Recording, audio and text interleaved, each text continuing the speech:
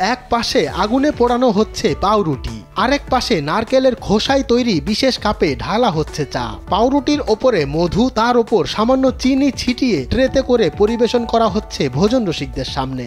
মালাই চা আর এই পাউরুটি পোড়ানো এত টেস্ট, সপ্তাহে 2-3 দিন আসাই হয়। পোড়া পাউরুটির সাথে গরুর খাঁটি দুধের সরের চা, মুখে দিতেই আলাদা স্বাদ। সরের চা ও পোড়া পাউরুটির গন্ধও একটু আলাদা।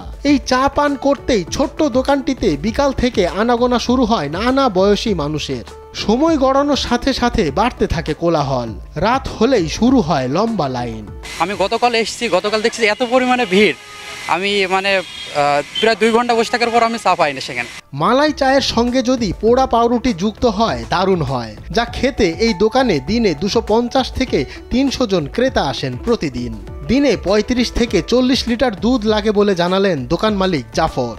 দিন থেকে আছে 35-40 লিটার করে দুধ লাগে, 250-300 লোক আসে, প্রত্যেক দিনই আসে। কিন্তু সমস্যা হচ্ছে চাটা তো বানাইতে সময় লাগে, কারণ এখানে দুধ জাল হচ্ছে, ওখানে দুধ জাল হচ্ছে, তারপরও শহরে আর সময় পায় না। দেশের বিভিন্ন প্রান্ত থেকে স্বাদ নিতে ভোজন রসিকেরা ছুটে আসেন জাফর ভাইয়ের বিখ্যাত এই মালাই চা খেতে। মানে খেয়ে তৃপ্তি পাওয়ার মতো, মানে আপনার ওই পচাবাসি খাবার না, দিনের পর যেদিন যেটা হবে সেটা বিক্রি হয়ে যাবে, আবার পরের দিন নতুন। কুষ্টিয়া শহরের লাহিনী বটতলা মোড় থেকে একটু সামনে গেলেই রাস্তার পাশে ছোট্ট দুটি টিন শেড ঘর।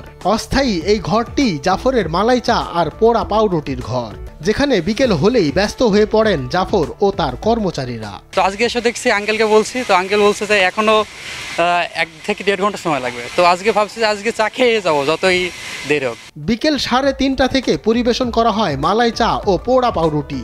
ঝাঁকে ঝাঁকে আসতে থাকেন ক্রেতারা, ছোট্ট শিশু থেকে শুরু করে বয়োবৃদ্ধ, এমনকি প্রিয়জনকে সাথে নিয়ে অনেকেই আসেন মালাই চা আর পোড়া পাউরুটির স্বাদ নিতে। অনেকের মুখ থেকে শুনেছি এখানকার দুধ চা আর পোড়া রুটি অনেক স্বাদ।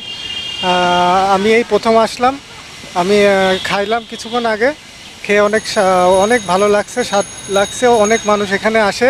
মালাই চা 30 টাকা আর পাউরুটি পোড়া 10 টাকায় পাওয়া যায়। ব্যতিক্রমী এই চায়ের দোকান ফেলেছে ব্যাপক সাড়া।